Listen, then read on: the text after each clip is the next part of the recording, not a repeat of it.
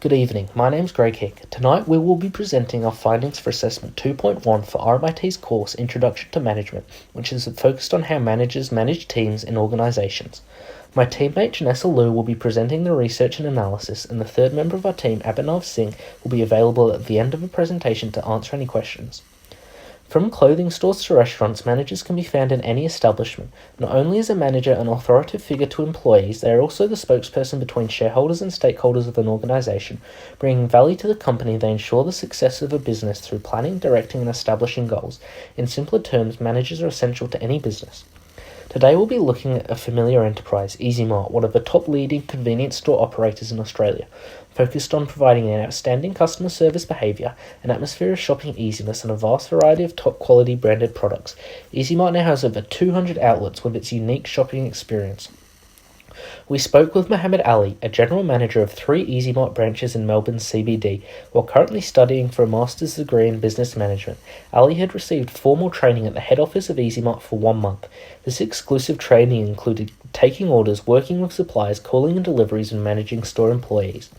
According to Ali, there are 4 main factors when managing a team: clarifying roles, specifying goals, rewarding excellent teamwork and establishing effective communication. Ali states that it is very important that roles should be properly documented and that every employee should be aware of the roles of their fellow co-workers.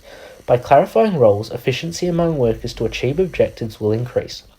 Ali articulated that by specifying roles, all employees should be aware of the goals of the firm in order to focus on the same goals.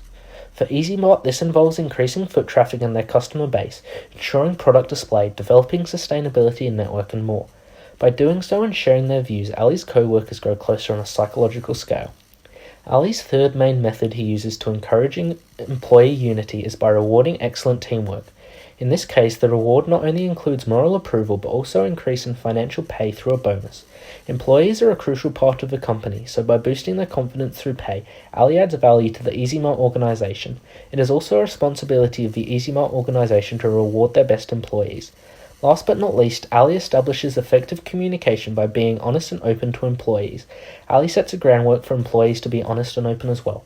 As a result, they can work in a more efficient manner and increase confidence during their work. This also encourages a stronger bond and relationship among the teammates, ultimately having a positive impact on their performances. Ali explains that teamwork plays a crucial role in their organisation because it directly affects their results. Supported by the previously stated 4 main factors, Ali and his co-workers can enhance the cooperation and easily achieve the goals of EasyMart. He also states that because of the straightforward and clear communication, there have been no recent issues among the employees. However, when asked about past issues that have been reoccurring, Ali did not hesitate to mention that his teams have been irresponsible. This includes staff members not being on time and not handling their responsibilities with utmost care. For example, one employee forgets to lock the store. Because of this, Ali ought to alter his methods so his expectations for employees match reality. Let's now compare Ali's 4 management factors with the classical approaches and viewpoints to efficient and effective management that are related and significant to his method: the scientific management, administrative management, bureaucratic management, and the behavioral viewpoint, behavioral being the most relevant in today's situation.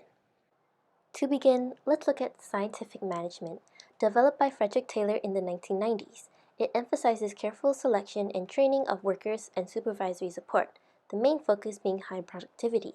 With that in mind, Taylor theorized that supervisors should be the only one making decisions on all tasks, including those of the staff. Of course, Ali should not be using mass production methods of the Industrial Revolution. However, to instill efficiency among EasyMart teammates, there are still some points from Taylor he could use.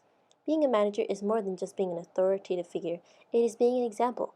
Thus, Ali should guide his staff instead of expecting them to handle the task without prior assistance. Now let's examine administrative management of the 1990s. This branch of management, cultivated by Henry Fayol, focuses on managing an organization as a whole.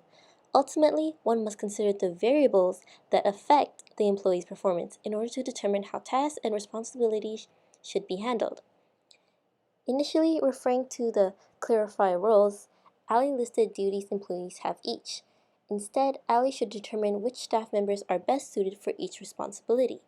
In addition to that, he should discover what variables are having an effect on his employees, such as time management. As a result, maintenance for each task will be continuous with effort. Moving on, bureaucratic management, conceptualized by Max Weber, also focuses on managing an organization as a whole. But unlike administrative management, this branch of management is founded on absolute and legitimate authority of the higher ups. Because of fixed jurisdiction and division of work sectors, there is an absence of human character. In contrast to the late 19th century, employees of today highly value individualism.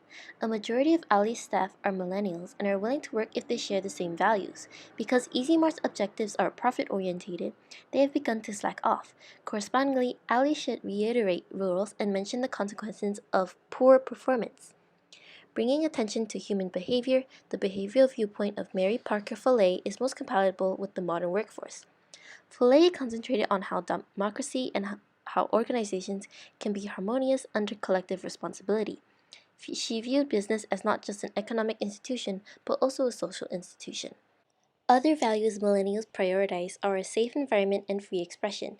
Communication may be open, but that should also include active listening and trust.